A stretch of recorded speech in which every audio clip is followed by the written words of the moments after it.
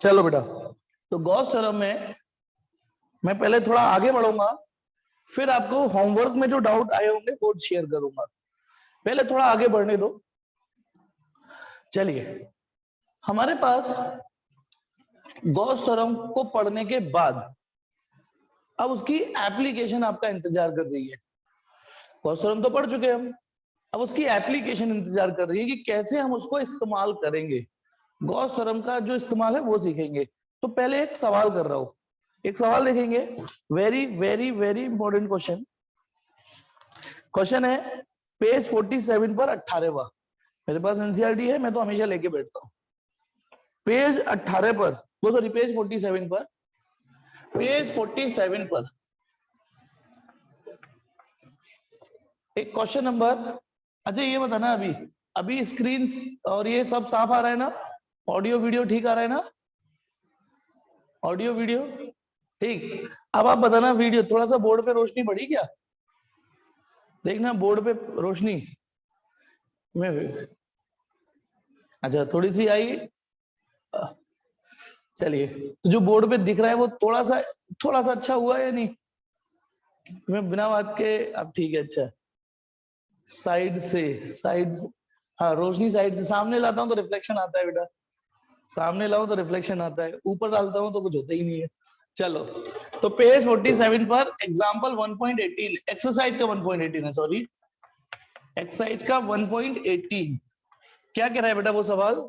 एक point charge है +10 micro coulomb का, है ना, और वो 5 सेंटीमीटर की डिस्टेंस पर है above the centre of A square. नीचे फिगर बनना है और उसे स्क्वायर की तरह ही सोचना है। अब आप बड़े हो गए हो, ठीक है, बचपन में आपको स्क्वायर ऐसे सिखाया गया था, लेकिन ये भी एक स्क्वायर हो सकता है, नहीं हो सकता बोलो? अच्छा, छोटा बच्चा तो इसे पता है क्या मानेगा? इसे पैरेललोग्राम मानेगा।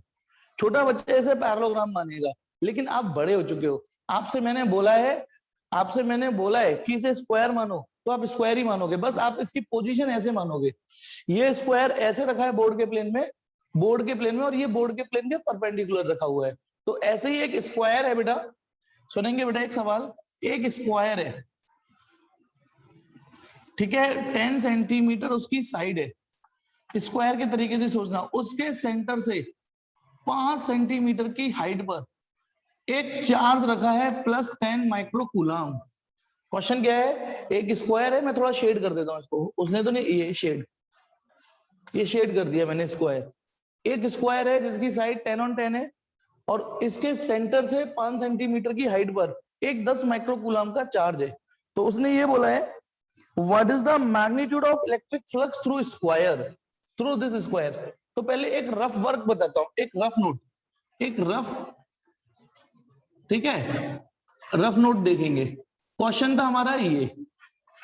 अब इसमें यदि मैं एक चीज जोड़ दूं, ये चीज जोड़ दूं, फिर से देखिए इस फिगर को, ये रहा मेरे पास स्क्वायर,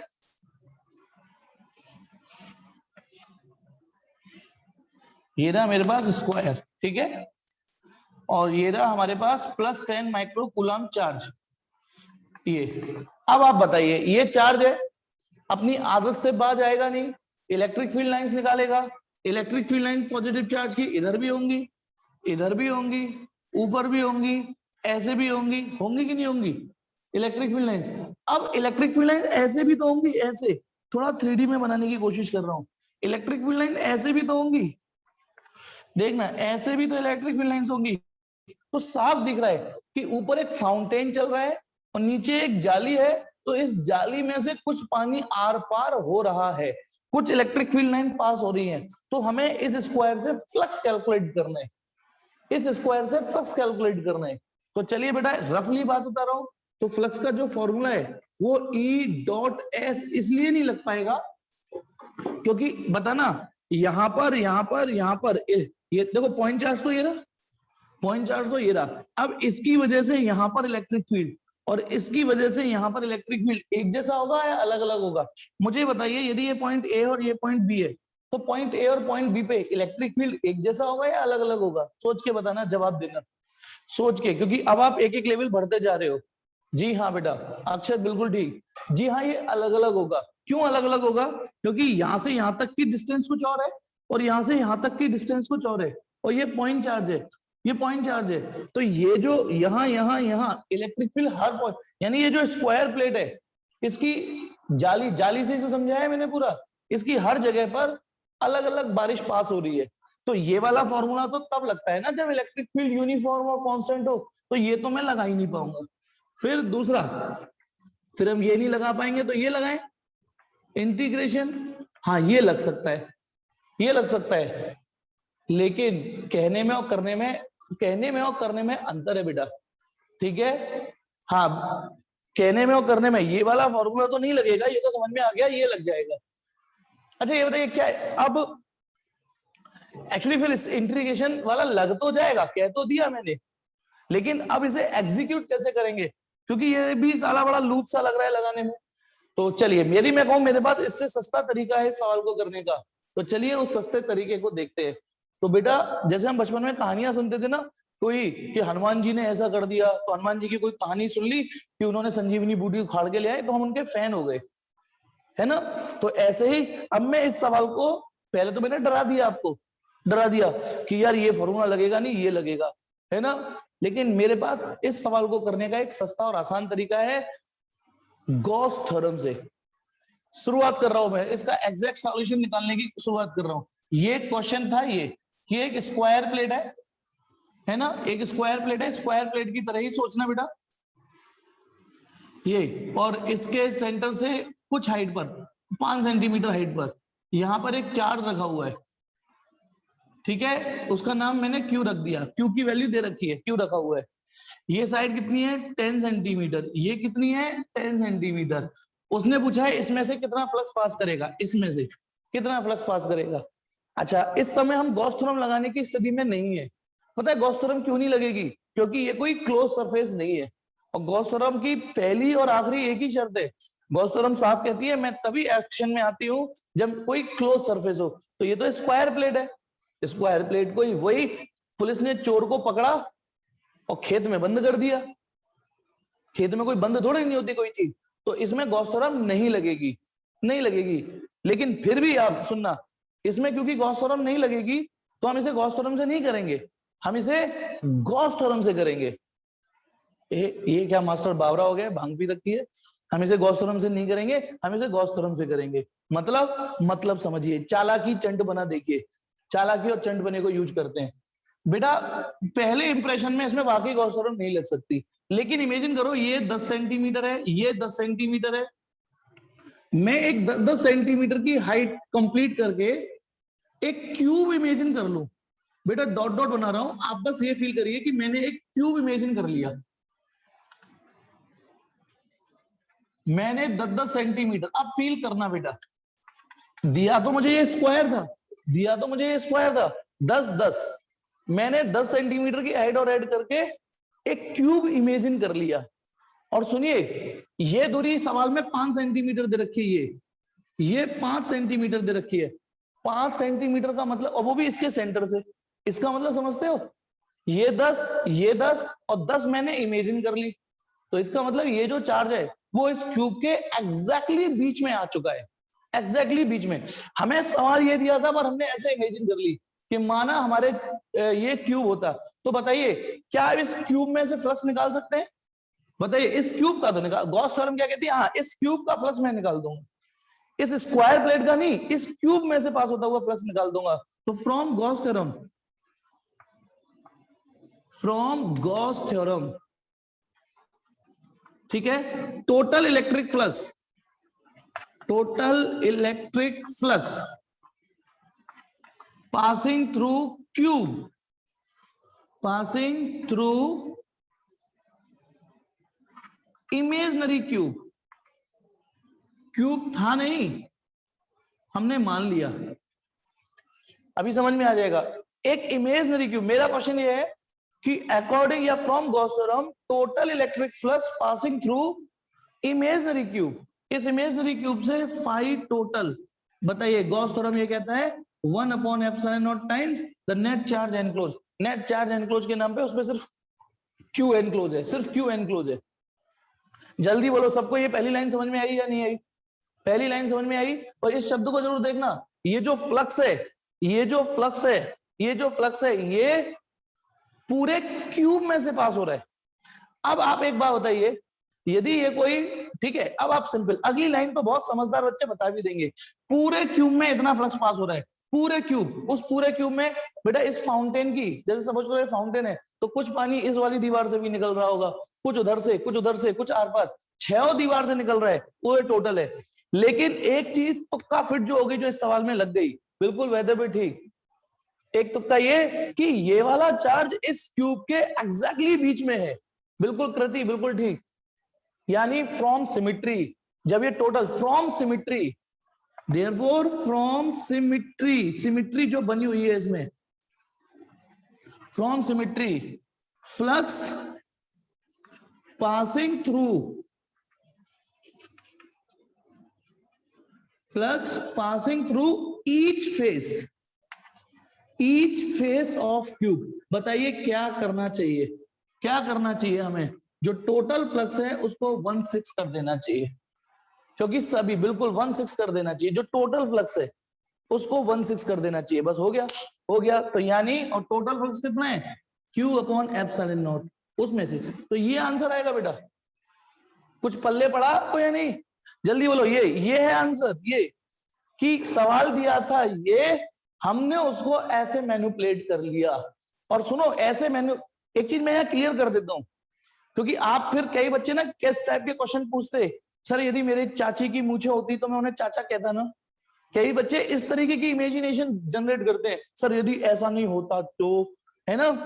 एक्चुअली बेटा मैं पहले ही बता देता हूं कि यदि ये क्यूब ऐसे होता, सुनो सॉरी स्क्वायर ऐसे होता 10 सेंटीमीटर 10 सेंटीमीटर, और ये यहां पर मात्र 2 सेंटीमीटर हाइट पर होता, 2 सेंटीमीटर हाइट पर, फिर यहां पर आप क्यूब इमेजिन करते, क्यूब 10 क्यूब इमेजिन कर लेते मान लो,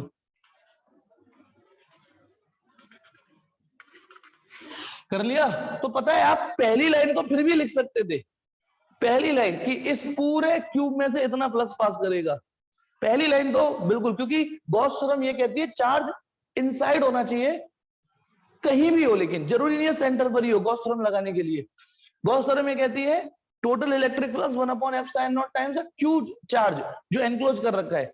तो अब बताइए यदि ये साइड 10 होती, ये 10 होती और ये भी 10 सेंटीमीटर होती, तो पहली लाइन तो ठीक थी, लेकिन क्या हम फिर भी इस वाले केस में 6 का डिवाइड कर पाते, ये बताओ।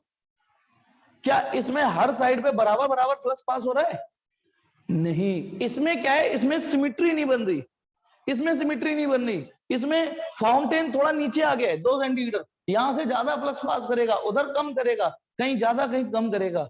तो थैंक गॉड वो तो इस सवाल में सुविधा थी कि सिमिट्री बन गई, तो हम इस लाइन के बाद ये लाइन भी लिख पाए कि अरे सिमिट्री बन रही है, सब में बराबर फ्लक्स पास हो रहा है, उसको 6 से डिवाइड करो। अब इसमें नहीं कर पाएंगे, अब कुछ कंजरे क्या सोचेंगे, जो मेरी जब से पढ़ा रहा हूं, जब से लेते हुए आए, वो क्या कहेंगे, सर फिर इसको कैसे करेंगे, फिर इसको कैसे करेंगे, है ना, मन में आ रहा होगा, चिल्ला रही होगी, तो इसको कैसे, वो 10 कदम आगे बढ़ने की सोचते हैं, ठीक है, कि इसको कैसे करेंगे। तो इसके लिए बेटा ऐसा सवाल नहीं आएगा, मत सोचा करो कि मेरे चाचा की मूछे या चाची की मूछे होती तो मैं उनको चाचा कहता ना, यदि मेरे ऐसा होता तो ठीक है। यदि सिचुएशन आपके एकेडमिक में वो सिचुएशन आएंगी जिन्हें आप सॉल्व कर पाओगे, जिन्हें आप सॉल्व, आप सुनिए इसका तो स्क्रीनशॉट लीजिए, स्क्रीनशॉट लीजिए। तो अक्षत में बेटा कंपटीशन थोड़ी नहीं पढ़ाने बैठा हूं, अक्षत, अक्षत मैं यहाँ कंपटीशन पढ़ा रहा हूँ या एकेडमिक पढ़ा रहा हूँ, आप खुद सोचो। मुझे पता है, सुनो एक चीज दिमाग में रखना, यदि मैं कंपटीशन पढ़ाने बैठा तो मेरा टॉपिक पता है भी इलेक्ट्रिक फील्ड चल रहा होता, सिर्फ उसी के सवाल करा रहा होता, उसी के सवाल करा रहा होता मैं अभी, ठीक है। कंपटीशन की टीचिंग अलग स्टैंडर्ड से होती है और एकेडमिक की अलग होती है। एकेडमिक में डेरिवेशंस, थ्योरीज, कंसेप्ट ये आते हैं, और क्या कहते हैं कंपटीशन में डेरिवेशंस नहीं आते हैं। तो फिलहाल एक सवाल में आपको, पहले इसका स्क्रीनशॉट लो, ये है सॉल्यूशन, स्क्रीनशॉट तो आप सबको ले लो।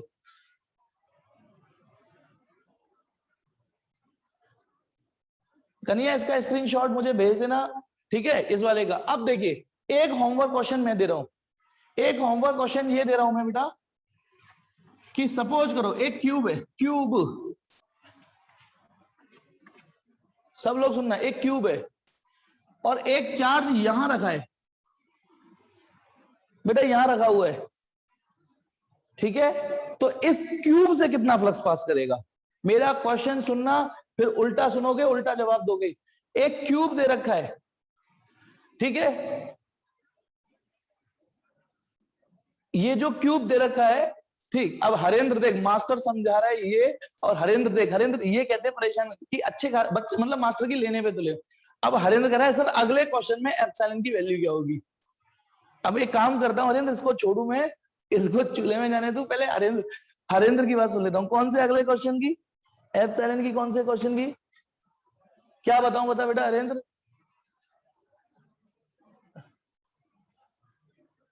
जबकि मैंने आपसे कहा है कि मैं आपको डाउट के लिए बाद में भी क्लास दे रहा हूं, शाम को भी। कौन सा 19 में, हाँ 19वां। अब 0.42 microcoulomb is at the centre of cubic Gaussian surface, ठीक है। अब इसमें मैं क्या बताऊं, एप्सिलॉन की वैल्यू नहीं जानते आप, एप्सिलॉन नॉट की वैल्यू नहीं जानते आप। चलिए तो मेरा क्वेश्चन सुनिए बेटा, मेरा क्वेश्चन सुनिए कि एक क्यूब है, उसके कॉर्नर पर एक चार्ज रखा हुआ है, ठीक है, कॉर्नर पर क्यू चार्ज रखा हुआ है। तो इस क्यूब से कितना फ्लक्स पास करेगा? ये एकेडमिक का सवाल नहीं है, बस एक आध चीजें भी चीज में कॉम्पिटिशन का बता देता हूं, ठीक है, बता देता हूं मैं। लेकिन इस क्यूब से कितना फ्लक्स पास करेगा, यदि आपका answer q upon epsilon not आ रहा है तो गलत आ रहा है, ये मैं बता देता हूँ। इस बार इससे क्यू अपॉन एप्सिलॉन नॉट नहीं पास करेगा, सोच के समझ के बताइएगा, ठीक है। जीरो भी नहीं आएगा, क्यू अपॉन एप्सिलॉन नॉट भी नहीं आएगा। अब इसकी बात मैं बाद में करूंगा। अब 18वां क्वेश्चन तो मैंने कराया, अब 19वां क्वेश्चन खुद करके देखिए। अभी के अभी 19वां सवाल करिए। नहीं बेटा मैं अभी आंसर आपका देख ही नहीं रहा हूं, वैसे भी मुझे खुद बेटा चेतन मैं श्योर नहीं हूं, वैसे भी श्योर नहीं हूं कि यही आंसर आएगा। हाँ 19वां सवाल पढ़ के बताइए, कर लोगे या नहीं कर लोगे। 19वां 20वां, अच्छा छोड़ो, होमवर्क दे रहा हूं। 19वां और 20वां क्वेश्चन होमवर्क में घर पे ही करना।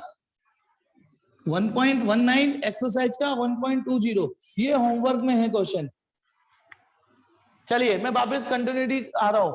आज हमने एक सवाल किया, शुरुआत ये थी कि स्क्वायर दे रखा था और हमसे ये पूछा था इसमें से कितना फ्लक्स पास करेगा। तो आज इस सवाल से हम इस निष्कर्ष पे पहुंचे कि देखो यहां पर गॉस थ्योरम लग नहीं रही थी फर्स्ट इंप्रेशन में, फर्स्ट लेवल पे गॉस थ्योरम नहीं लग रही थी, लेकिन हमने कुछ जुगाड़बाजी लगाई ये करके और ये सवाल हमें होते हुए दिखने लगा। हमने कुछ थोड़ा सा सोचा, तो सुनिए बेटा, पहली बात, जब हम किसी सवाल में, इस समय गॉस थ्योरम नहीं लग रही, अब लग रही है, इसमें गॉस थ्योरम नहीं लगी, इसमें लग रही है, तो पहली बात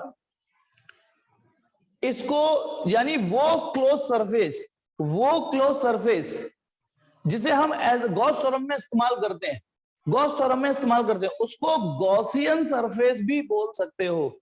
एक और डिक्शनरी वर्ड दे रहा हूं, जैसे इलेक्ट्रोस्टैटिक फोर्स को कूलम्बियन फोर्स भी बोल देते हो ना, इलेक्ट्रोस्टैटिक फोर्स को कूलम्बियन फोर्स भी बोल देते हो आप, क्योंकि कूलम ने दी थी तो कूलम अब इतना तो टशन चाहेगा ही चाहेगा। इसलिए ये जो क्लोज सरफेस है, क्योंकि इस क्लोज सरफेस को हमने गॉस थ्योरम को यूज करने में इस्तेमाल किया, तो हर वो क्लोज सरफेस जिसे गॉस थ्योरम को यूज करने में इस्तेमाल कर रहे हैं उसे गॉसियन सरफेस भी बोल सकते हो। कोई हैवी वर्ड नहीं दिया, गॉसियन सरफेस, गॉस के नाम पे IAN लगा दो, ठीक है, गॉसियन सरफेस। और क्योंकि ये थी नहीं, आपने इमेजिन करी, तो इसलिए इसे इमेजनरी गॉसियन सरफेस बोल सकते हो। इमेजनरी मतलब थी नहीं, आपने इमेजिन कर ली थी। तो इस सवाल ने हमें जाते जाते एक शिक्षा दी, एक सीख दी, वो ये दी कि यदि किसी सवाल में आपको लगता है कि गॉस थ्योरम लगा के उस सवाल को हम इजीली कर जाएंगे, और गॉस थ्योरम लगा के इजीली कर जाएंगे पर उसमें क्लोज सरफेस नहीं है, तो ये सवाल हमें सिखा के गए, कोई बात नहीं, आप अपनी मर्जी से गॉसियन सरफेस मान लीजिए, अपनी मर्जी। अच्छा एक बात बताओ, एक चीज, ये स्क्वायर प्लेट थी है ना, अब मुझे गॉस थ्योरम लगानी थी, तो मैंने ऐसे करके क्लोज सरफेस क्यों नहीं बना ली, ऐसे करके क्यों नहीं इमेजिन करी ऐसे, क्योंकि मुझे ये पता था कि मैं इसको ऐसे कन्वर्ट करूंगा तो मेरा सवाल आसान होगा, इसको ऐसे कन्वर्ट करूंगा तो मेरा सवाल आसान नहीं होगा। गॉस थ्योरम तो लग जाएगी इसमें, लग जाएगी, क्योंकि Gauss theorem is equally valid for any type of close surface. ये चार्ज जब बीच में आ जाएगा तो बताइए total flux Q upon epsilon not होगा, टोटल फ्लक्स इसमें Q अपॉन एप्सिलॉन नॉट होगा। लेकिन इससे अगली लाइन तो नहीं लिख पाते ना हम कि 1/6। तो इसलिए जब हम कोई भी गॉसियन सरफेस इमेजिन करेंगे तो वो परिस्थिति के अनुसार यूज करेंगे। आप देखना जैसे जैसे आज से एप्लीकेशन चलेंगी, कभी मैं क्यूब माना है, कभी मैं स्फीयर मानूंगा, कभी मैं सिलेंडर मानूंगा, ये तो परिस्थिति के अनुसार खुद आएगा धीमे धीमे। मतलब हम ये देखेंगे कि हमारी कौन सी सरफेस हमारे सवाल को ज्यादा इजी कर सकती है। अच्छा 10th में 3 आइडेंटिटी पढ़ाते थे, 3 sine square theta plus cos square theta equal to 1, 1 plus कौन से होती है दूसरी वाली यार, है नहीं मैं तो भूल रहा हूं यार क्या, मतलब 3 आइडेंटिटी सिखाते हैं ना। एक होती है इसको, भैया मेरे पास बस क्या लिखा हुआ है, 1 minute,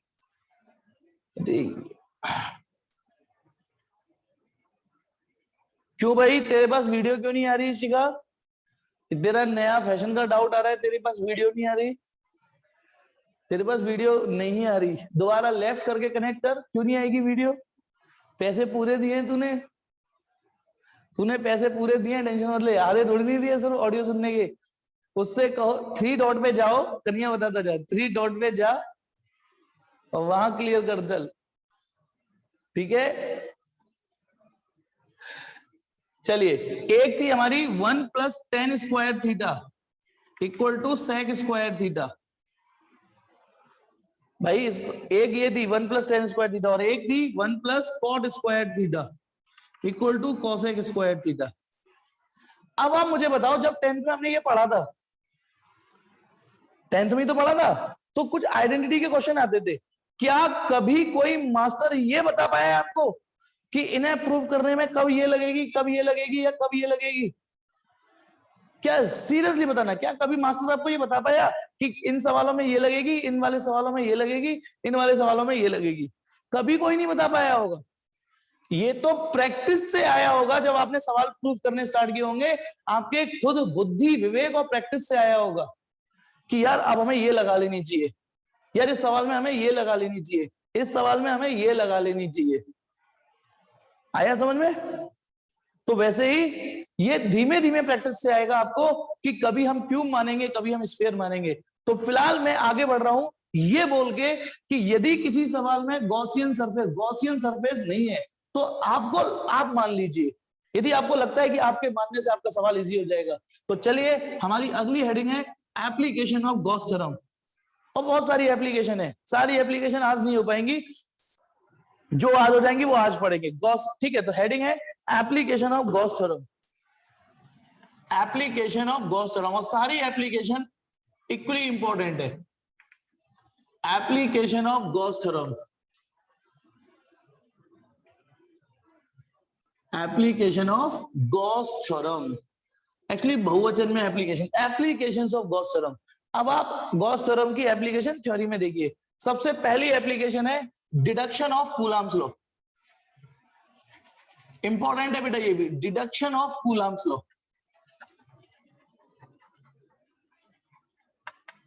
deduction of Coulomb's law, आज हम कूलम्ब्स लॉ को प्रूव करने जा रहे हैं। एक मिनट बेटा,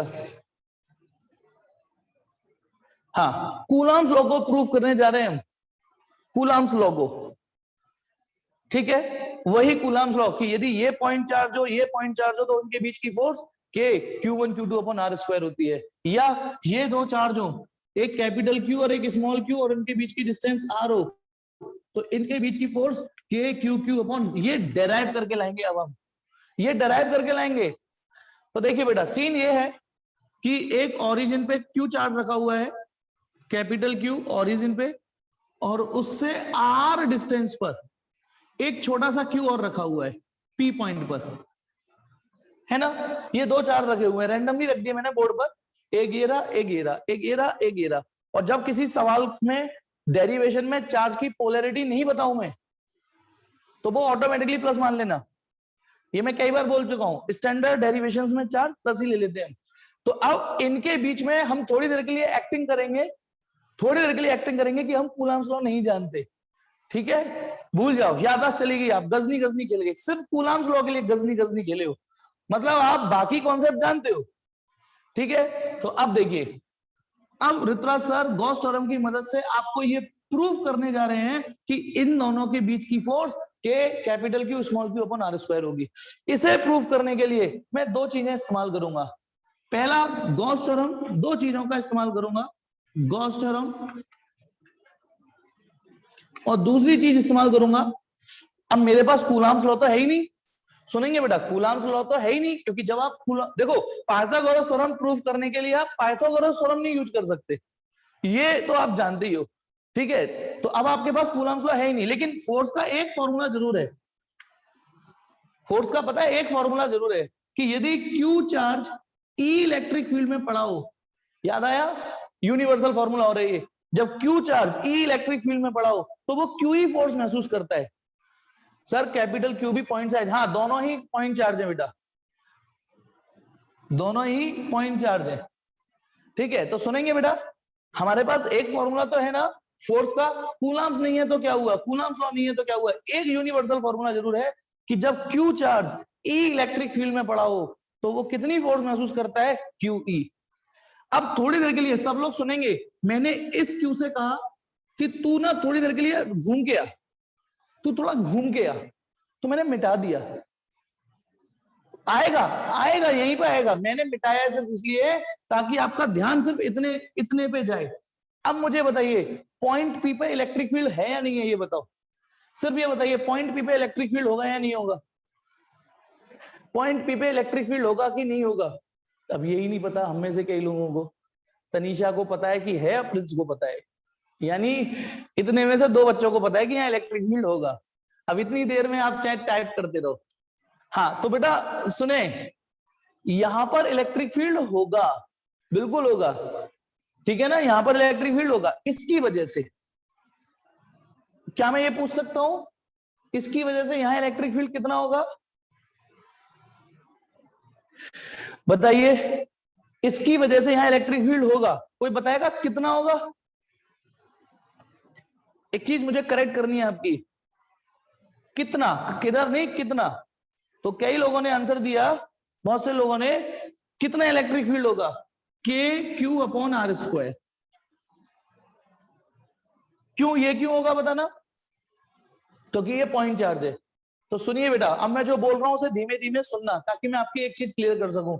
मैंने पूछा क्या यहां पर इलेक्ट्रिक फील्ड होगा, आपने कहा हाँ होगा, मैंने पूछा कितना होगा, आपने कहा इतना होगा, तो आप गलत नहीं हो, इस पॉइंट पे इलेक्ट्रिक फील्ड होगा, इतना होगा, लेकिन पता है हम इस फॉर्मूले को यूज नहीं कर सकते, नहीं यूज कर सकते, क्योंकि ये कूलाम लॉ से डराइव हुआ है। याद करो, याद करो, इलेक्ट्रिक फील्ड होती है फोर्स, भाई ये क्यू चार्ज है ना, और यहां इलेक्ट्रिक फील्ड निकालनी है, यहां पर इलेक्ट्रिक फील्ड निकालनी है यहां पर, तो यहां हम एक छोटा सा क्यू रखते थे, तो इलेक्ट्रिक फील्ड का जो फॉर्मूला होता था एफ अपॉन क्यू, तो आप एफ की जगह रखते थे के q q upon r square, F की जगह, और नीचे ये वाला क्यू, तो क्यू से क्यू कट गया।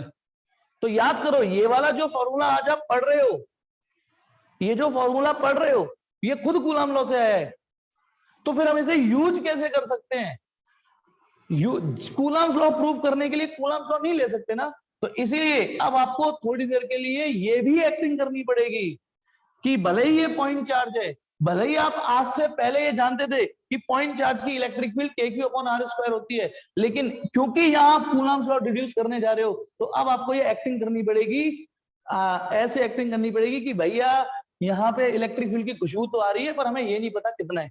तो अब आप देखिए, पता है मैं गॉस थ्योरम की मदद से पहले यहां इलेक्ट्रिक फील्ड निकालूंगा, गॉस थ्योरम की मदद से, फिर ये फॉर्मूला लगाऊंगा। तो चलिए बेटा यात्रीगण अपनी सीट बेल्ट बांध दीजिए और इस डेरिवेशन को करना स्टार्ट कर दे। एक सोर्स चार्ज है क्यू, उससे आर डिस्टेंस की दूरी पर पॉइंट पी है, हमें ये तो पता है ये फील्ड आ रहा है, इलेक्ट्रिक फील्ड है। अब गॉस थ्योरम लगे तो लगे कैसे, गॉस थ्योरम लगे तो लगे कैसे, यहां तो कोई क्लोज सरफेस है ही नहीं। लेकिन पिछले सवाल से हम ये सीख के आए हैं कि हमने, है ना, एक गॉस थ्योरम लगाने के लिए एक गॉसियन सरफेस जबरदस्ती इमेजिन कर ली। तो मैंने क्या किया बेटा, ध्यान रखना, जिस पॉइंट पे आपको इलेक्ट्रिक फील्ड निकालना है, उस पॉइंट से होते हुए मैंने एक स्फीयर इमेजिन कर लिया। अब आपको ये मैं डेरिवेशन के दौरान समझाऊंगा कि सर का दिल धक धक धक धक स्फीयर के लिए क्यों करने लगा। यार ये सर तो का दिल तो बड़ा आवारा है। जैसे लड़कों का किसी भी लड़की पे दिल आ जाता है तो सर का दिल तो कभी क्यूब पे, यार ये भी अच्छा है, ये भी अच्छा है, ये भी अच्छा है। तो कभी सर का दिल क्यूब पे आ गया, तो अब सर का दिल स्फीयर पे आ गया। तो अब मैं धीमे धीमे बताऊंगा कि मुझे इसमें क्या खूबसूरती दिखी कि मेरा दिल स्फीयर पे आया। मैंने पॉइंट पी से होते हुए एक सिमेट्रिकल स्फीयर क्यों माना, ये डेरिवेशन के दौरान समझोगे आप। और यही आपको पता है, सारी एप्लीकेशन आसान है।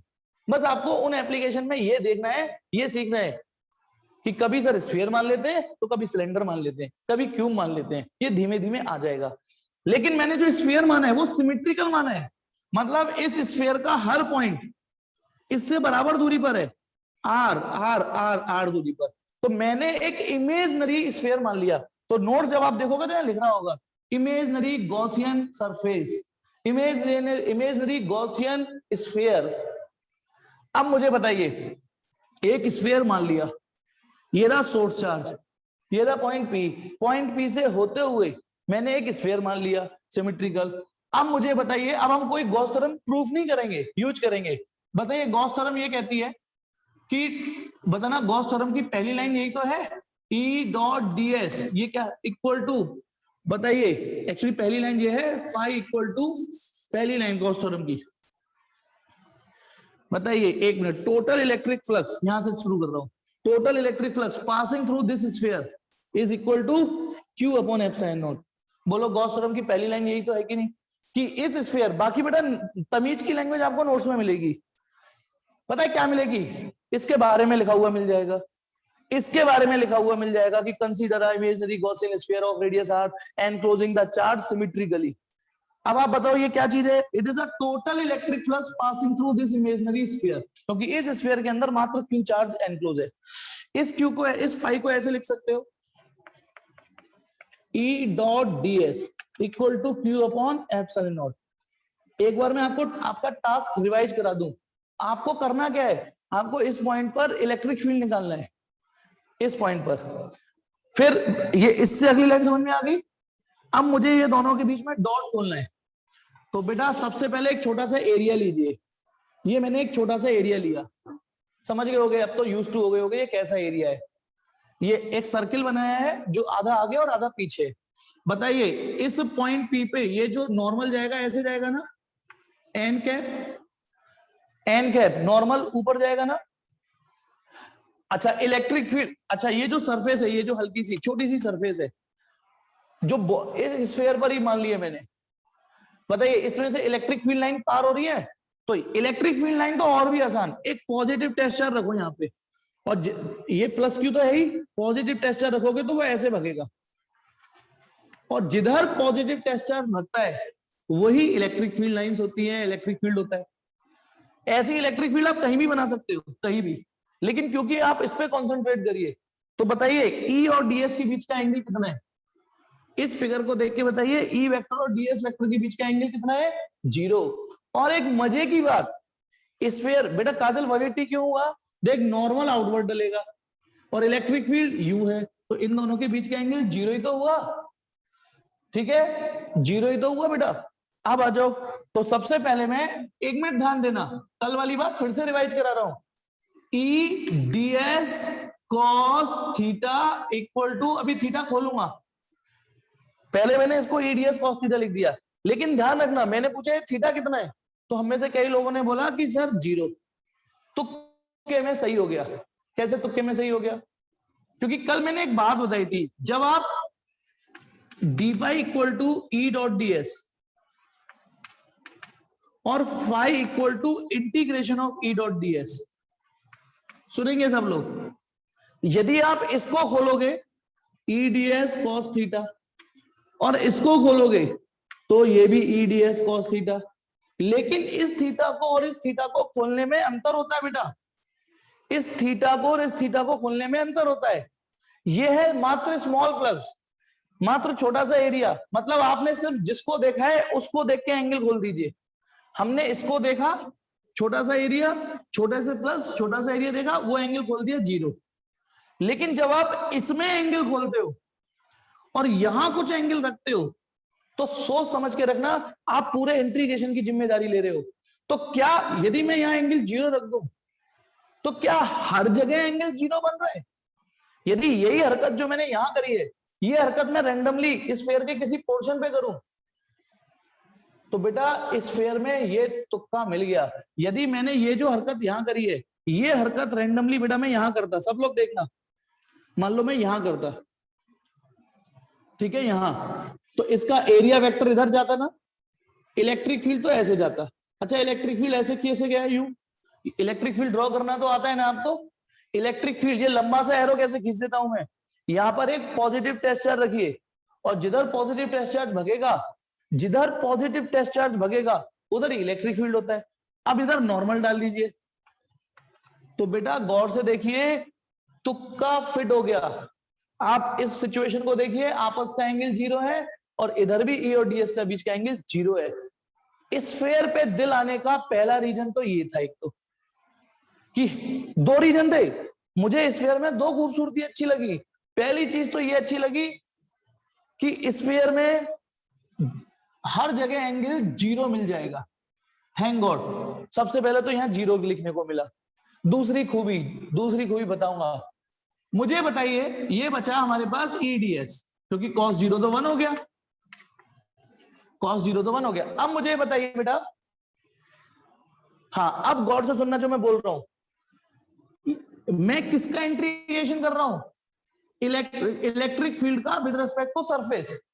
तो मुझे बताइए, यहां पर इलेक्ट्रिक फील्ड माना ई है, ई, तो इस पॉइंट पर इलेक्ट्रिक फील्ड कितना होगा ये बताओ। यदि इस पॉइंट पर इलेक्ट्रिक फील्ड ई है, तो इस पॉइंट पर इलेक्ट्रिक फील्ड कितना होगा बताइए। यदि इस पॉइंट पर इलेक्ट्रिक फील्ड ई है, तो इस पॉइंट पर इलेक्ट्रिक फील्ड कितना होगा? ई। अच्छा, इस पॉइंट पर इलेक्ट्रिक फील्ड कितना होगा?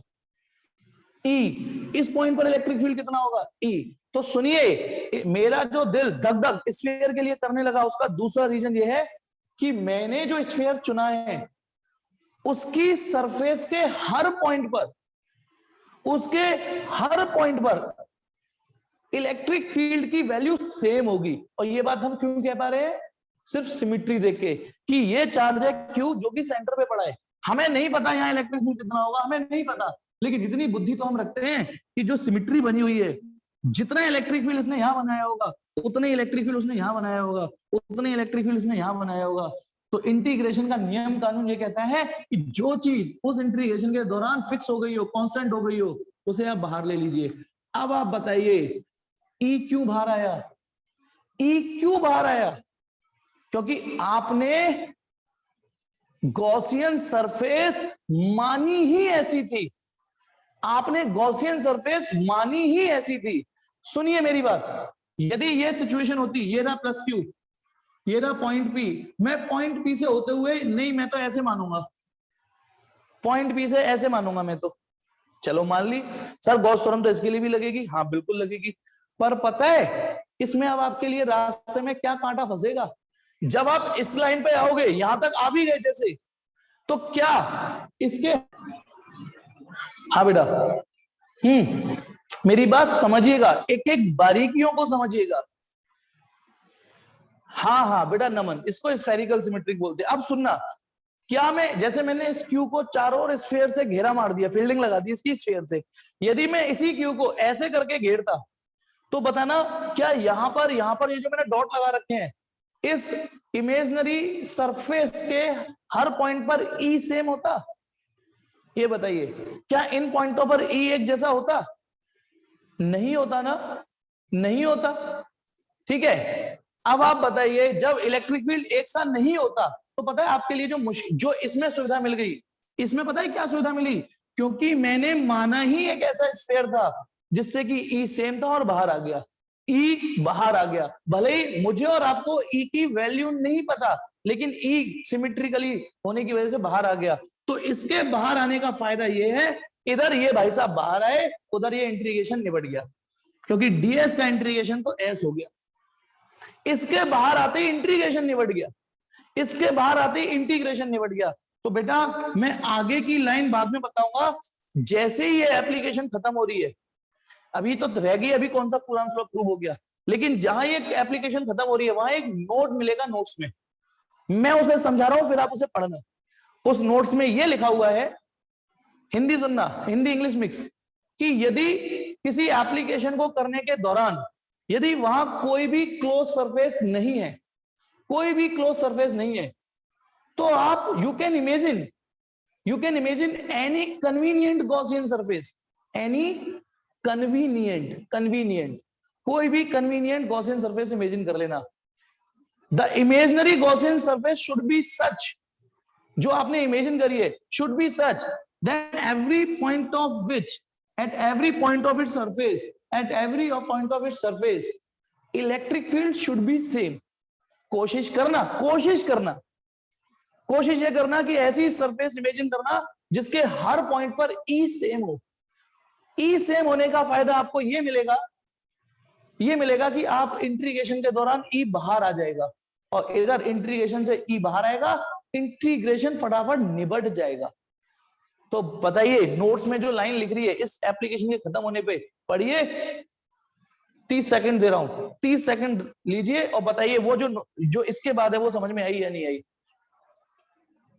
अभी नहीं बेटा, पहले मैं ये बोल रहा हूं, ये जो मैंने लाइन बोली है वो समझ में आई नहीं आई, नोट्स में से मैच करिए, ये लाइन समझ में आई या नहीं आई। पहले तो ये देखिए नोट्स में मिल गई या नहीं मिल गई, फिर उसके बाद वो पढ़िए, फिर उन लाइनों का मतलब समझिए। ये लाइन एग्जाम में नहीं आएंगी, ये आपकी सुविधा के लिए लिखी गई है। पढ़िए, 30 सेकंड दे रहा हूं।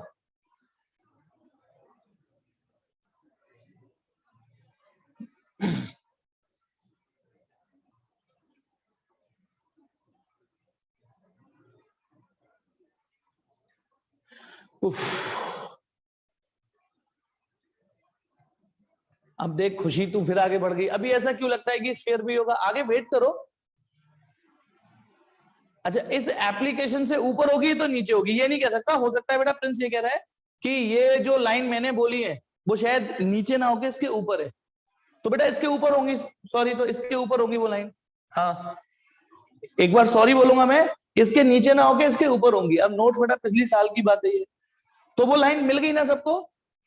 हाँ, मिल गई ना सबको वो लाइन कि एप्लीकेशन के दौरान, मैं एक बार लास्ट बार बोल रही ना, कि if there is no Gaussian surface then we can imagine any convenient Gaussian surface, and the imaginary Gaussian surface should be such that every point of its surface electric field should be। अच्छा, should मैंने इसलिए बोला क्योंकि कई बार हम इस चीज में सफल नहीं हो पाएंगे, लेकिन आप अपनी तरफ से कोशिश करिएगा लड़ने की, फिर उसका फायदा ये मिलेगा। अब आगे बढ़ रहा हूं बेटा। जैसे ही ई भाई साहब बाहर आए, डीएस का इंटीग्रेशन एस हो गया। एस माने, डीएस माने ये एरिया, डीएस माने स्मॉल एरिया, और एस माने total area.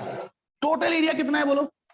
Sorry, total area कितना है? स्फीयर है ये, तो 4 पाई आर स्क्वायर होगा इसका area, Q upon epsilon not. तो ई कितना आ गया? इन सबको इधर ले जाओ। तो पहले तो बेटा ये आपने क्या निकाला? ये आपने क्या निकाल दिया? ये आपने इन पॉइंटों का इलेक्ट्रिक फील्ड निकाल दिया। इन पॉइंटों का इलेक्ट्रिक फील्ड निकाल दिया। समझ में आया? और सुनो, ये वो फॉर्मूला था जिसे हम जानते हुए भी नहीं यूज कर पाए। इन पॉइंटों का इलेक्ट्रिक फील्ड निकाल दिया, इन पॉइंटों का। ठीक है, अब आ जाइए एक फॉर्मल। मैंने आपसे बोला था ना, कूलम्ब्स लॉ प्रूफ कराने के लिए मैं 2 चीजें यूज करूंगा। पहली चीज यूज हो चुकी, Gauss theorem. Gauss theorem use करके हम इन पॉइंटों पर इलेक्ट्रिक फील्ड निकाल पाए। अब आ जाइए, एक चार्ज और था यहाँ पे, स्मॉल क्यू, जिससे मैंने टहला दिया था कि तू टहल गया। अब मैं उस चार्ज को वापस लेके आ रहा हूं यहाँ पे। मेरी लैंग्वेज धीमे धीमे सुनना। Let a small q charge is kept at point p. एक q charge, small q charge मैंने पॉइंट पी पे रख दिया। पॉइंट पी वो है बेटा जहां पर ये छोटा सा एरिया माना है, बहुत छोटा सा एरिया। तो let a charge q is kept in at this point. तो बताइए वो कितनी फोर्स महसूस करेगा? Q E. जब कोई q charge E electric field में रखा हो, क्यू चार्ज, मैंने स्मॉल क्यू चार्ज रखा है यहां पर, है ना, और इस फील्ड में रख दिया, तो वो इतनी फोर्स महसूस करेगा। और इस इलेक्ट्रिक फील्ड की वैल्यू यहां जो इलेक्ट्रिक फील्ड है वो आप निकाल चुके हो, तो इस इलेक्ट्रिक फील्ड की वैल्यू रख रहा हूं मैं Q, और इलेक्ट्रिक फील्ड है कितना 1/4πε0 Q/r², ये वाला। गौर से देखो वो कूलम्ब्स लॉ है या नहीं, हैंस ये कूलम्ब्स लॉ प्रूव हो गया, ये कूलम्ब्स लॉ प्रूव हुआ। मैं बेटा आपको 20 सेकंड नहीं 30 सेकंड दे रहा हूं, आप नोट्स से लैंग्वेज पढ़िए। पता है नोट्स की लैंग्वेज इसलिए दे रहा हूं ताकि आपको वो लिखना भी आए, प्रस्तावना भी लिखना है। तो 30 सेकंड दे रहा हूं, नोट्स में ये एप्लीकेशन पढ़िए जल्दी से।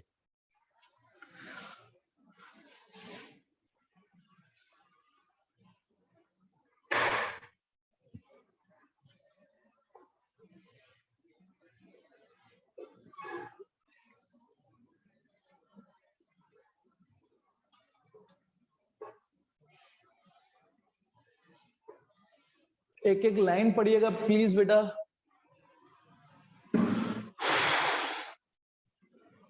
हाँ बेटा ये स्टूडेंट के हैं नोट्स, लेकिन मेरे ही लिखाए हुए हैं सुमित, है तो किसी स्टूडेंट के पर मेरे ही लिखाए हुए हैं।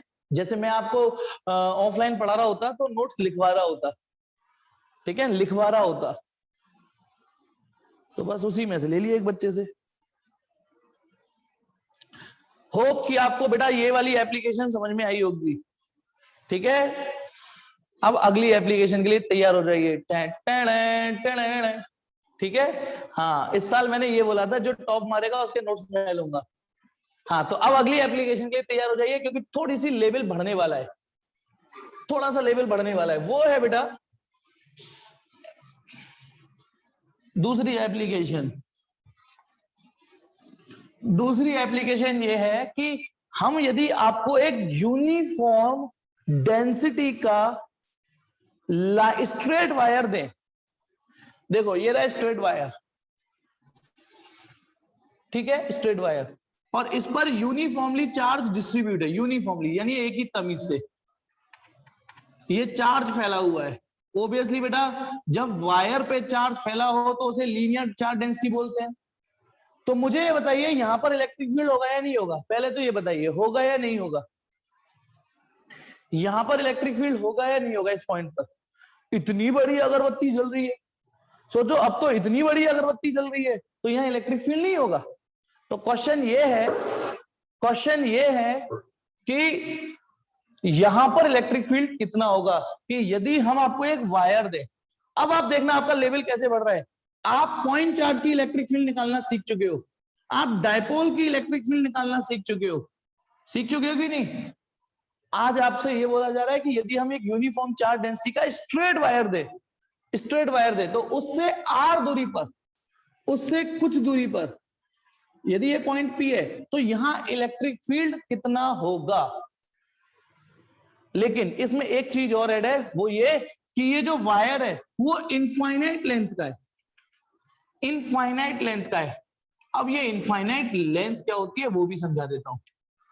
इनफाइनाइट लेंथ क्या होती है, तो आपकी जो हेडिंग है बेटा नेक्स्ट एप्लीकेशन 2, दूसरी एप्लीकेशन है, इसकी हेडिंग लिख देता हूं इलेक्ट्रिक फील्ड इंटेंसिटी। हम इलेक्ट्रिक फील्ड इंटेंसिटी निकालने जा रहे हैं ड्यू टू यूनिफॉर्मली चार्ज्ड है, uniformly charged infinitely long straight wire, अब इस हेडिंग में सिर्फ इनफाइनाइटली लॉन्ग को छोड़ के सारी चीजें समझ में आ गई होंगी। इलेक्ट्रिक फील्ड इंटेंसिटी निकालनी है, किसकी वजह से, यूनिफॉर्मली चार्ज्ड। अभी इस इनफाइनाइटली वर्ड को साइड में कर दो, लॉन्ग स्ट्रेट वायर, उस इनफाइनाइट वर्ड को छोड़ दें तो बाकी चीजें तो समझ में आ गई। ये बताओ इनफाइनाइटली लॉन्ग वर्ड को छोड़ दें तो बाकी चीजें तो समझ में आ गई कि इस बार आपका सोर्स चार्ज कौन है, बताइए इस बार आपका सोर्स चार्ज कौन है, टाइप करके बताइए। सोर्स चार्ज, यहां पर खुशबू निकालनी है तो सोर्स चार्ज कौन है, सोर्स चार्ज कन्हैया, हाँ सोर्स चार्ज है हमारा ये जो लंबा सा वायर है, ये है इतनी बड़ी जो अगरबत्ती दिख रही है, ये है। तो अब मुझे इस पॉइंट पर इलेक्ट्रिक फील्ड निकालना है। अब मैं आपको एक चीज क्लियर कर दूं, मैं थोड़ी हेडिंग में भसड़ हो गई, हेडिंग तो आपके पास नोट्स में है ही, इसे मिटाओ ताकि डेरिवेशन पे ध्यान रहे, ठीक है। फिगर अब आपको ढंग से हाईलाइट हो। अब आपको मैं इनफाइनाइटली लॉन्ग का मतलब बताता हूं। इनफाइनाइट लॉन्ग का मतलब क्या होता है? अच्छा, इनफाइनाइट सेपरेशन का मतलब तो बता चुका हूं। इनफाइनाइट सेपरेशन अलग चीज होती है। जैसे ये दो चार्ज है, थोड़ा दूर रख दूंगा, दूर रख दूंगा, है ना, एक डिस्टेंस ऐसी आएगी जहां ये और ये के बीच में कोई इफेक्ट नहीं होगा, तो हम इसको इनफाइनाइट डिस्टेंस बोल देते हैं। यदि मैं अगरबत्ती वहां पार्क में जलाया हूं और अपने घर में खुशबू सूंघूं, तो मैं बोलूंगा कि मैं इनफाइनाइट डिस्टेंस पे खड़ा हुआ हूं। तो ये तो हुई इनफाइनाइट डिस्टेंस। लेकिन अब मैं बोल रहा हूं इनफाइनाइट साइज। मैंने क्या बोला कि ये इनफाइनाइट साइज का, इनफाइनाइट लेंथ का है। तो इनफाइनाइट लेंथ होती क्या चीज है? होती तो नहीं है, एक आइडियल कॉन्सेप्ट है। इनफाइनाइट लेंथ आप ऐसे समझना, यदि सपोज करो सामने एक बहुत दूर एक एयरटेल या जियो की टावर लगी हुई है। एयरटेल और जियो की टावर लगी हुई है, मैं यूं देख रहा हूं और काफी दूर है, तो आप बस यूं देख लोगे, थोड़ा सा बस ज्यादा से ज्यादा आई बॉल ऊपर करोगे, यदि कोई टावर बहुत दूर है। लेकिन यदि मैं उस टावर के पास चलता चला जाऊं, उस टावर की ओर चलते चले जाऊं, तो मेरी गर्दन देखना कैसे रिएक्ट करेगी।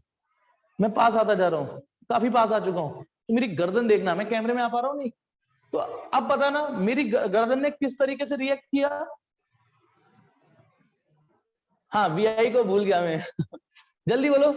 जैसे जैसे जब मैं दूर था तो मेरी गर्दन कंफर्टेबल थी, टशन था, मैंने जरा भी ऊंची नहीं करी गर्दन, मुझे पूरी टावर यूं ही खड़े खड़े दिख गई। लेकिन जैसे जैसे मैं पास आ रहा था, तो मेरी गर्दन अपवर्ड मूव करने लगी। और सुनिए, जब मैं उसके बहुत ही ज्यादा नजदीक आ जाऊंगा, तो मेरी गर्दन अब तेरी ऐसे हो जाएगी कि नहीं हो जाएगी। जब मैं उसके बिल्कुल ही नजदीक खड़ा हूंगा, तो मेरी गर्दन बताइए कितनी हो गई। मेरी गर्दन ने जमीन से 90 डिग्री एंगल बना दिया। क्या बना दिया? 90 डिग्री एंगल खड़ा कर दिया। अब इमेजिन करिए यदि वास्तविकता में ऐसा कोई टावर होता जो भगवान ने लगाया है जमीन से लेके आकाश तक, है ना, टावर लगाया होता, आप उसके बगल में खड़े होते तो भी आपकी गर्दन 90 डिग्री ही अप होती। यूं तो फिर भी नहीं करते, यूं तो फिर भी नहीं करते, है ना। तो अब देखिए इनफाइनाइट लेंथ क्या होता है। टावर वही थी, टावर वही थी, जब हम दूर थे तो हमें वो उसकी कोई औकात नजर नहीं आ रही थी। लेकिन जब हम पास आ गए तो हमें उसकी ढंग से औकात नजर आने लगी। तो सुनिए क्या होता है इनफाइनाइट डायमेंशन, कि वायर की लेंथ के कंपैरिजन में आप ज्यादा दूर नहीं हो। सुनिए, जब उस टावर के मैं पास में था, जब उस टावर के पास में था, तो मुझे वो कितनी हैवी लेंथ नजर आने लगी। यही होती है इनफाइनाइट लेंथ, कि वायर की लेंथ के कंपैरिजन में आप ज्यादा दूर मत जाना। वायर की लेंथ के कंपैरिजन में ज्यादा दूर मत जाना, तो वायर को इनफाइनाइटली लॉन्ग माना जाएगा। या मैं एक और बात समझाता हूं। अच्छा, infinitely large plate, infinitely large plate क्या होता है? जैसे आसमान, आसमान हमारे लिए एक अनंत डायमेंशन का, इनफाइनाइट डायमेंशन की प्लेट है। साला एंड ही नहीं दिखते हमें उसे। उधर देखूं तो बाकी के 3 कोने नहीं दिखेंगे, एक कोना देखने की कोशिश करूं तो 3 कोने नहीं दिखेंगे। इधर देखूं, मान लो आसमान की ओर देखूं, इस कोने की ओर देखूं तो बाकी के 3 कोने नहीं दिखेंगे। ये है इनफाइनाइट डायमेंशन। अच्छा, यदि मान लो मैंने ये प्लेट, तो ये भी है, ये प्लेट अपनी आंखों के सामने रखी तो मुझे चारों कोने दिख रहे हैं। ये प्लेट मैंने अपनी आंखों के सामने रखी तो ये मुझे चारों कोने दिख रहे हैं, तो मेरे लिए ये इनफाइनाइट साइज नहीं है। लेकिन सपोज करो ये बोर्ड है, ये बोर्ड है, मैं अब इस कैमरे को पास लेके आता जाऊं, आपको इसके कॉर्नर दिखने बंद हो गए, तो आपके लिए ये प्लेट कैसी हो गई? बोलो बोलो। आपके लिए ये बोर्ड इनफाइनाइट साइज का हो चुका है। लेकिन यदि मैं यहां रख दूं, अब आपको चारों कॉर्नर इसी के इजीली दिख रहे हैं। समझना इनफाइनाइट साइज क्या होता है। जब मैंने कैमरे को ऐसे रख दिया, जहां आपको, सोचो कोई नया बंदा आप क्लास में एंटर करे, क्लास में कोई नया बंदा एंटर करे, पहले दिन डेमो ले रहा हो, तो उसको तो ये दिखेगा ही नहीं ये बोर्ड का साइज कितना है, उसे दिख ही नहीं सकता, उसको ये गैस ही नहीं हो सकता कि इसका साइज क्या है। तो बस यही मतलब होता है इनफाइनाइट डायमेंशन का। इनफाइनाइट। अच्छा, एक चींटी है, एक चींटी को मैं यहां रख दूं, तो पता है चींटी को यहां रख दूं तो उसके लिए ये आसमान है। एक चींटी यदि मैं यहां रख दूं तो उसके लिए आसमान है, क्योंकि जब वो यहां खड़ी होगी तो उसको पता ही नहीं चलेगा कितना बड़ा है ये। तो पहले ये बताइए इनफाइनाइट साइज का मतलब समझ में आ गया नहीं आ गया? यही बोर्ड जब मैंने आपसे दूर रखा, कैमरा दूर रखा, तो आपको इसके कॉर्नर नजर आ रहे थे, लेकिन जब पास रखा तो ये इनफाइनाइट डायमेंशन का हो गया। चलिए, तो चलिए स्टार्ट करते हैं।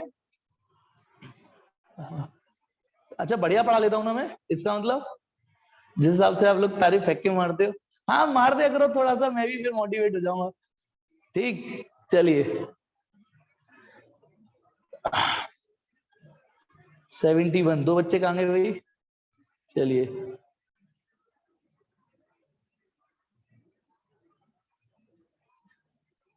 हाँ अब इधर देखिए जो मैं बोल रहा हूं, टास्क है हमारा, ये एप्लीकेशन तो आज खत्म हो जाएगी, इसी को पढ़ाऊंगा, फिर बोर हो जाओगे आप।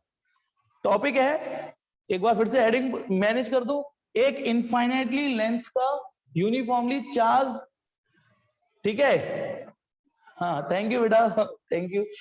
यदि ये इनफाइनाइटली लॉन्ग और यूनिफॉर्म डेंसिटी का स्ट्रेट वायर है और आपको यहाँ इलेक्ट्रिक फील्ड निकालना है।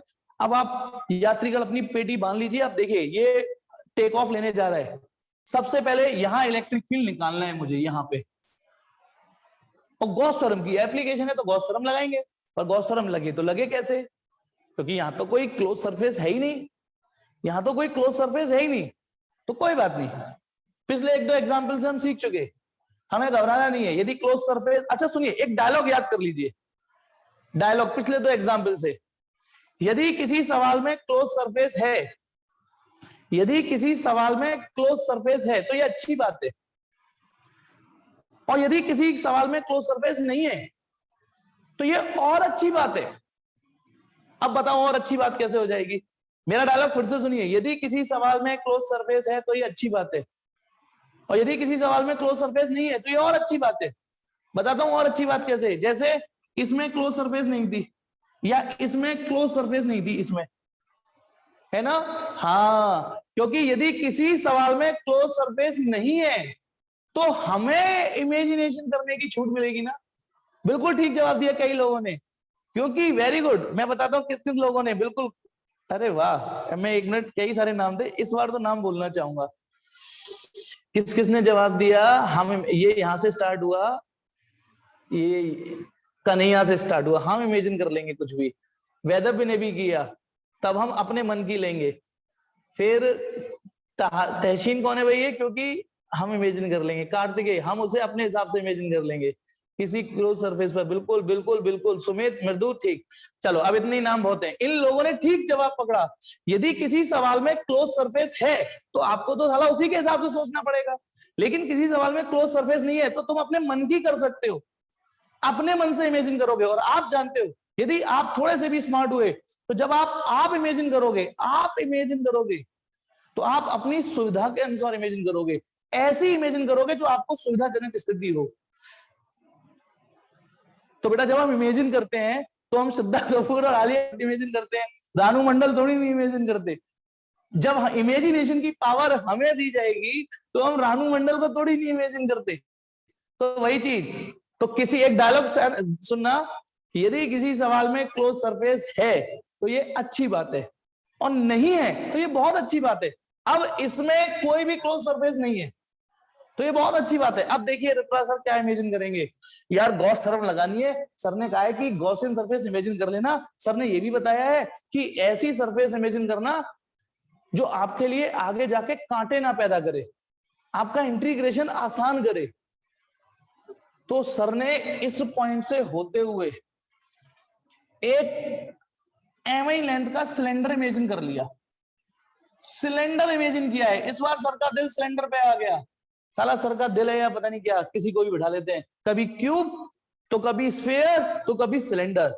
आइए अब आपको बताता हूं, अच्छा आपको पिछले दो एग्जाम्पल तो समझ में आ गए होंगे कि क्यूब इमेजिन करके काम आपका आसान हुआ, अगली बार स्फीयर मान के काम आसान हुआ। अब आप थोड़ी देर जब आप इस एप्लीकेशन पे टिके रहोगे तो आपको पता चल जाएगा, इस बार सिलेंडर मान के काम आसान होगा। देखिए मैं आपको बताता हूं मेरा दिल सिलेंडर पे क्यों आया। सपोज करो एक वायर है, ठीक है, वायर है, अभी सुनो बेटा, ठीक है। अब देखिए, हाँ एक मिनट, मैंने ये सिलेंडर इमेजिन कर लिया, मैं कई सारी चीज अपने हाथ में नहीं पकड़ सकता, आप इसे सिलेंडर मानना। हाँ बेटा, ये यहाँ पड़ी हुई है वही रूपायन है बेटा, यहाँ जो पड़ा हुआ है वही कागज पत्री मिलेंगे, ये सिलेंडर है बेटा, फील करना। और एक चीज ये फील करना कि एक वायर बीचों बीच जा रहा है, एक वायर, स्ट्रेट वायर बीचों बीच जा रहा है। तो आप सब लोगों की बस थोड़ी सी मेहनत चाहिए मुझे। बताइए, मुझे नहीं पता कि यहां इलेक्ट्रिक फील्ड कितना होगा, लेकिन एक बुद्धि लगाइए, यहां जो इलेक्ट्रिक फील्ड होगा यहां पे भी वही इलेक्ट्रिक फील्ड होगा या नहीं होगा? नीचे, यहां पे, यहां पे, यहां पे, यहां पे, यहां पे, यहां पे, इस सिलेंडर की सरफेस पर। मुझे ये बताइए कि हमें ये निकालना है कि यहाँ इलेक्ट्रिक फील्ड कितना होगा। हमें ये तो नहीं पता कितना है, लेकिन बुद्धि लगाइए कि यदि एक वायर जा रहा है इसके बीच में से, थोड़ा और बड़ा मानू सिलेंडर, उससे तो वैसे भी एनसीईआरटी की एक्टेसी हो चुकी है मेरी। चलो ऐसे, ये मैंने सिलेंडर मान लिया। इमेजिन करो कि बीच में से एक वायर जा रहा है, बीच में से एक वायर जा रहा है ना। तो मुझे बताइए, यदि यहां इलेक्ट्रिक फील्ड 10 यूनिट का है, 10 यूनिट का है, तो मुझे बताइए इसी सिलेंडर के इस पॉइंट पर इलेक्ट्रिक फील्ड कितना होगा? ये बताइए, 10 यूनिट। यहां कितना होगा? 10 यूनिट। तो इसीलिए सर का दिल सिलेंडर पे आया है। अच्छा इमेजिन करो, ये वायर होता कि इस बार भी मैं स्फीयर मान लो ये वायर होता पॉजिटिवली चार्ज, और मैं स्फीयर मान लू, स्फीयर मान लू, तो स्फीयर का ये पॉइंट तो अलग डिस्टेंस पर है और स्फीयर का ये पॉइंट अलग डिस्टेंस पर है।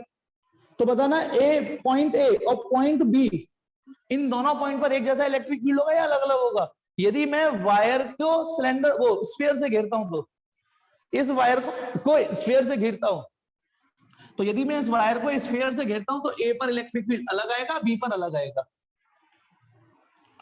तो मैं इस समय सिलेंडर के अलावा मेरा दिल किसी पे नहीं आ रहा, मेरा दिल तो किसी पे नहीं आ रहा। अच्छा कुछ लोग ये सोच सकते हैं, सर यदि मैं ये मान लूं तो क्यूबॉइड, क्यूबॉइड, कुछ लोग सोचें कि सर ऐसे करके क्यूबॉइड इमेजिन कर लूं, ये रहा वायर जो इस क्यूबॉइड से ऐसे जा रहा है। तो इस बार क्यूबॉइड बताना, क्यूबॉइड का ऑप्शन भी सही है या गलत है? क्या इस क्यूबॉइड की सरफेस पर, चलो मैं सरफेस शेड कर देता हूं, एक सरफेस को शेड कर दिया, तो बेटा गलत है ये, क्योंकि ये जो पॉइंट है ये अलग डिस्टेंस पर है, ये वाला पॉइंट अलग डिस्टेंस पर है। समझ रहे हो? अलग अलग डिस्टेंस पर है ये पॉइंट। केवल ये इस सिलेंडर में खूबी निकल आई थी, सिलेंडर में। हाँ, मेरा दिल जिस पे फिर रहा है वो बेवफा है, ये बेवफा निकलेगा, स्फीयर बेवफा निकलेगा, केवल सिलेंडर ये जो इस बार वफादारी निभाएगा। फील करिए। तो बस जो मेहनत, बेटा बिलीव मी, मेहनत का काम आपने कर लिया। अब ये सिलेंडर है, माना इसकी एल लेंथ है, ठीक है ना, एल लेंथ का सिलेंडर है, और माना यहां से लेके यहां तक का चार्ज क्यू है, क्योंकि जब हम गॉस थ्योरम लगाते हैं ना, तो गॉस थ्योरम में उतने चार्ज से मतलब होता है जितना एनक्लोज है। अब लेंथ तो इसकी खूब बड़ी है ना, देखो इधर भी चार्ज जा रहा है, उसके बाहर भी चार्ज जा रहा है, हमें तो केवल इतने से इतनी लेंथ जो है उस पर जो चार्ज फैला है वही गॉस थ्योरम में एक्शन में आएगा। तो चलिए गॉस थ्योरम ये क्या कहती है बेटा? गॉस थ्योरम ये कहती है कि यदि मैं इसका टोटल फ्लक्स निकालूं इस सिलेंडर का, इस इमेजिनरी सिलेंडर का, तो वो Q अपॉन एप्सिलॉन नॉट आएगा। बोलो सही है या नहीं? Total electric flux passing through this imaginary cylinder will be 1 upon epsilon not times the Q। Q क्या चीज है? Q है यहां से लेके यहां तक का चार्ज। चलिए अब इस फाई को क्या लिख सकता हूं? फाई को लिख सकता हूं ये। अब एक मिनट, ये चीज जब यहां एक चीज एक्स्ट्रा डेवलप हो रही है वो सुनेंगे। सिलेंडर में जैसे क्यूब में 6 टुकड़े करके 6 नॉर्मल डाल के कंप्लीट हो जाता है। सिलेंडर में देखो एक सरफेस तो ये मान लेता हूं मैं, ये पहली इतनी, वो तो अच्छा है कल सवाल कर चुके हो। इसका नॉर्मल जाएगा इधर n1 कैप, ये जो फ्लैट सरफेस है। एक बार फिर से देख लीजिए जो कल की क्लास में थे, यदि मैं ये सिलेंडर मानता हूं तो एक तो फ्लैट सरफेस इधर होती है, इसका नॉर्मल इधर डल जाएगा, एक फ्लैट सरफेस इधर होती है, एक नॉर्मल इधर डल जाएगा, यानी इधर n2 कैप, और यानी ये वाला जो नॉर्मल डला है वो इस पूरी फ्लैट सरफेस की जिम्मेदारी निभालेगा, इधर जो नॉर्मल डला है वो इस पूरी फ्लैट सरफेस की जिम्मेदारी निभालेगा। अब रह गई कर्व्ड सरफेस। कर्व्ड सरफेस के लिए हम क्या करते हैं, एक छोटा सा एरिया लेते हैं, छोटा सा एरिया लिया बेटा मैंने, बताइए यहां पर यदि ये है, यहां पर एक छोटा सा एरिया ले लूं, दिखेगा या नहीं दिखेगा भगवान जाने। इसी में ले लेता हूं, इसमें दिख जाएगा। ये मैंने माना सिलेंडर, सिलेंडर में एक छोटा सा एरिया ले लिया, ये यूं करके है, तो इसका नॉर्मल किधर जाएगा, ऊपर। तो ये रहा नॉर्मल इसका नॉर्मल ये रहा, ये N3 cap, 3 N3 curve surface. अब इलेक्ट्रिक फील्ड लाइंस और ड्रॉ कर रहा हूं मैं, इलेक्ट्रिक फील्ड लाइंस और ड्रॉ कर दूं, बताना इलेक्ट्रिक फील्ड लाइंस। एक बार पहले यहां बताऊं, ये रहा पॉजिटिवली चार्ज वायर, ये पॉजिटिवली चार्ज वायर। बताना इलेक्ट्रिक फील्ड लाइंस आपको दूं मैं, ड्रॉ करना कैसे ड्रॉ होंगी। इलेक्ट्रिक फील्ड ड्रॉ करने के लिए ज्यादा बुद्धि सोचनी नहीं है, ना अपनी पेंसिल यूज करते ना अपनी इमेजिनेशन यूज करते। हम इंक में डूबा हुआ पॉजिटिव चार्ज रखते हैं, ध्यान है, इंक में डूबा हुआ पॉजिटिव चार्ज। बताइए यदि मैं यहां पे पॉजिटिव टेस्ट चार्ज रखता हूं तो वो यूं भगेगा, यहां रखता हूं तो यूं भगेगा, यहां रखता हूं तो यूं भगेगा, यहां रखता हूं तो यूं भगेगा, यहां रखता हूं तो यूं भगेगा, यूं भगेगा, यूं भगेगा। बताइए इस वायर की इलेक्ट्रिक फील्ड लाइन समझ में आई या नहीं आई। ये जो वायर है इसकी इलेक्ट्रिक फील्ड लाइंस ऐसी तो होंगी। Electric field lines are the path where positive test charge tends to move. तो पॉजिटिव टेस्ट चार्ज यहां रखूंगा तो यूं भगेगा। तो ये वाली फिगर में यहां ड्रॉ कर रहा हूं, इलेक्ट्रिक फील्ड लाइंस ऐसे ऐसे ऐसे ऐसे, ये इलेक्ट्रिक फील्ड लाइंस है, ठीक है, ये इलेक्ट्रिक फील्ड लाइंस। तो बेटा जैसे ही मैंने इलेक्ट्रिक फील्ड लाइंस ड्रॉ कर दी है, आपको एक चीज तो फील आ रही होगी, एक चीज तो फील कि इसकी फ्लैट सरफेसेस से फ्लक्स नहीं पास हो रहा। जैसा फिगर है, ये रही सिलेंडर। मुझे ये बताइए, ये जो मैंने, ये लास्ट एप्लीकेशन है, इससे बात बोर नहीं करूंगा मैं। बताना क्या इधर से फ्लक्स पास हो रहा है, ये बताइए फिगर देख के, क्या इधर वाली में से फ्लक्स पास हो रहा है। नहीं पास हो रहा फ्लक्स, लाइनें ऐसे निकल गई हैं। क्या इसमें से फ्लक्स पास हो रहा है, नहीं हो रहा। फ्लक्स केवल किस में से पास हो रहा है, इस कर्व्ड सरफेस में से। आप इसको ऐसे इमेजिन करो, अच्छा एक मिनट, ऐसे इमेजिन करो, एक पाइप है, ये वायर ना होके एक पाइप है, वायर ना होके एक पाइप है जो जमीन का पानी ऊपर ले जा रही है, जमीन से पानी ऊपर ले जा रही है टंकी में भरने के लिए। अब उस पाइप में मैं छोटे छोटे छोटे छोटे छेद कर दूं, उस पाइप में छोटे छोटे छोटे छोटे छेद कर दूं, तो बताइए क्या हाल होगा। अब उस पाइप में से पानी जाएगा तो क्या होगा, पानी ऐसे बिखरेगा, ऐसे बिखरेगा, यानी ये जो पाइप है ये ऐसे करके पानी बिखेर रहा है, ठीक है। अब चलिए, यदि ये फिगर समझ में आ गया तो अब मुझे ये बताइए, ये है total flux through cylinder Q upon epsilon not. 10 minute रह गए हैं क्लास में, बस 10 मिनट में ये एप्लीकेशन खत्म। इसको मैंने ये लिख दिया। अब आप बताइए E और DS के बीच का एंगल कितना है। E और DS के बीच में मुझे डॉट प्रोडक्ट भी तो खत्म करना है, E DS cos थीटा। तो cos कितना है,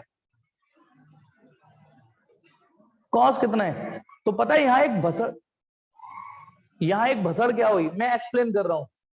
ये क्या चीज है, टोटल इलेक्ट्रिक फ्लक्स, टोटल। और इस टोटल में ये भी आता है, ये भी आता है और ये भी आता है। यदि मैं N1 कैप देखूं, N1 कैप और इलेक्ट्रिक फील्ड देखूं, N1 कैप और इलेक्ट्रिक फील्ड देखूं तो कितना एंगल बनना है, ये बताओ। यदि मैं N1 कैप और इलेक्ट्रिक फील्ड देखूं तो मैं जितना पूछूं उतना जवाब दो। N1 कैप, ये है N1 कैप, और इलेक्ट्रिक फील्ड लाइंस को देखूं तो कितना एंगल बनना है, 90। यदि मैं N2 कैप और इलेक्ट्रिक फील्ड लाइंस देखूं तो कितना एंगल बनना है, 90। और लास्ट क्वेश्चन, बिल्कुल टाइप करना बंद करिए, मैं N3 कैप और इलेक्ट्रिक फील्ड देखूं तो कितना एंगल बनना है, जी हाँ वहां 0 बनना है। यानी इस पूरे सिलेंडर पे जब मैं घूम के आया तो मैंने देखा कहीं एंगल 90 बनना है, कहीं 0 बनना है। बेटा स्फीयर में ये लूत नहीं थी, स्फीयर जो पिछली एप्लीकेशन थी उसमें हर जगह एंगल 0 मिला था, लेकिन यहां नहीं मिला। अब साला यहां पे यदि मैं एंगल बोलूं 0 तो 90 नाराज हो जाए, 90 लिखूं तो 0 नाराज हो जाए। तो एक जो प्रॉपर तमीज है वो सुनिए, ये है total electric flux through cylinder, total electric flux through cylinder, total electric flux through cylinder. तो हम इसके 3 टुकड़े कर रहा हूं। बताना यदि मैं पहली सरफेस का फ्लक्स निकाल दूं,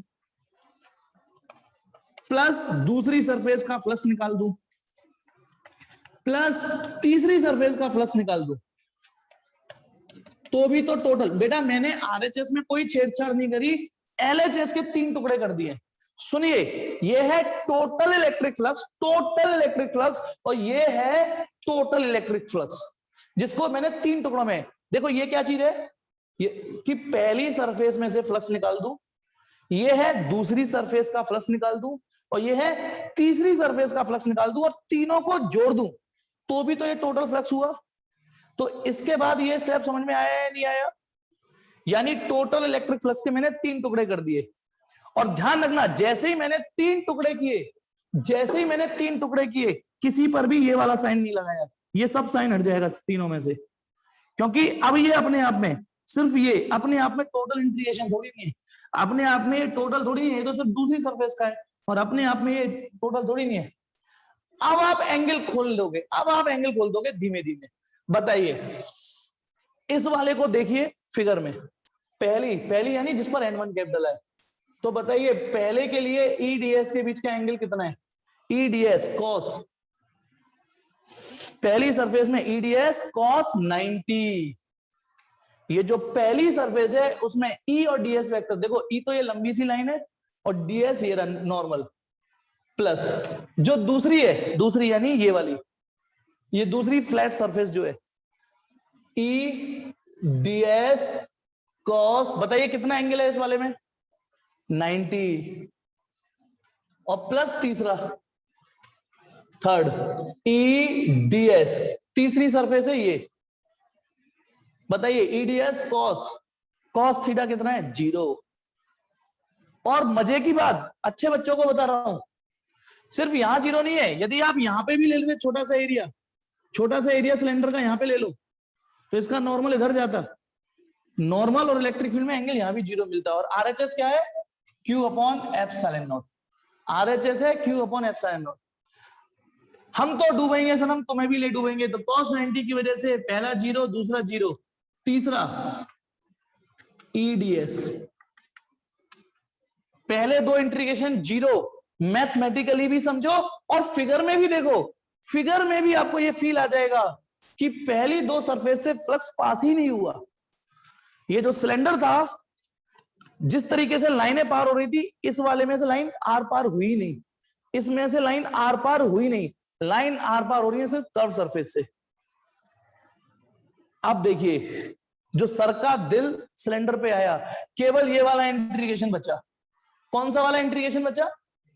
थर्ड सरफेस वाला, कर्व्ड थर्ड, या यूं कहिए कर्व्ड सरफेस वाला, कर्व्ड। अब जो इंटीग्रेशन बचा, मजे की बात है, मुझे बताइए, यदि यहां पर इलेक्ट्रिक फील्ड E है, तो इस पॉइंट पर इलेक्ट्रिक फील्ड कितना होगा ये बताओ? यदि यहां इलेक्ट्रिक फील्ड E है, तो यहां कितना होगा? E। यहां कितना होगा बेटा इलेक्ट्रिक फील्ड? E। यहां कितना होगा इलेक्ट्रिक फील्ड? E। तो मजे की बात यह, जो इंटीग्रेशन बचा, जिस सरफेस के लिए इंटीग्रेशन बचा, उसमें से E बाहर आ जाएगा। बताइए क्यों बाहर आया? इंटीग्रेशन में से E बाहर क्यों आया? क्योंकि जो इंटीग्रेशन बच रहा है उस सरफेस पे हमने माना ही ऐसी सरफेस है, सरफेस ही ऐसी मानी है जिसके हर पॉइंट पर E सेम है, इन पॉइंटों पर E सेम है, इन पॉइंटों पर E सेम है। और जैसे ही E बाहर आया, E जैसे ही बाहर आया, DS रह गया। DS माने S, DS का इंटीग्रेशन क्या हो जाएगा? DS का इंटीग्रेशन हो जाएगा S, S ना लिख के S3 लिख दिया। S3 माने केवल थर्ड सरफेस एरिया, ये टोटल सरफेस एरिया नहीं है। DS का इंटीग्रेशन S आया, लेकिन मैंने S3 लिख दिया। बताइए सिर्फ कर्व सरफेस एरिया, तो कर्व सरफेस एरिया कितना होता है सिलेंडर का? 2πRL। कितना होता है? 2πRL, 2πRL।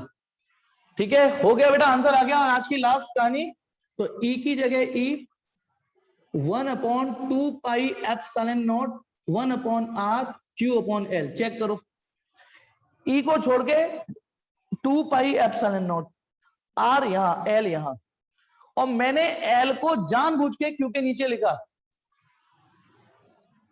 जानबूझ के L को Q के नीचे लिखा। तो आप बताइए, Q यहां से यहां तक का चार्ज Q है, यहां से यहां तक की लेंथ L है, यहां से यहां तक का चार्ज Q है, यहां से यहां तक की L है, तो Q upon L, Q upon L, जी हाँ, कई बच्चों ने लिख दिया लैम्डा, लहसुन नहीं लैम्डा, ठीक है, लैम्डा। तो इलेक्ट्रिक फील्ड कितना आ गया, इलेक्ट्रिक फील्ड 1/2πε0 1/r लैम्डा, क्योंकि Q अपॉन L लैम्डा होता है, चार्ज पर यूनिट लेंथ। यानी this is a electric field, ये या ऐसे लिख दो, इलेक्ट्रिक फील्ड इक्वल टू,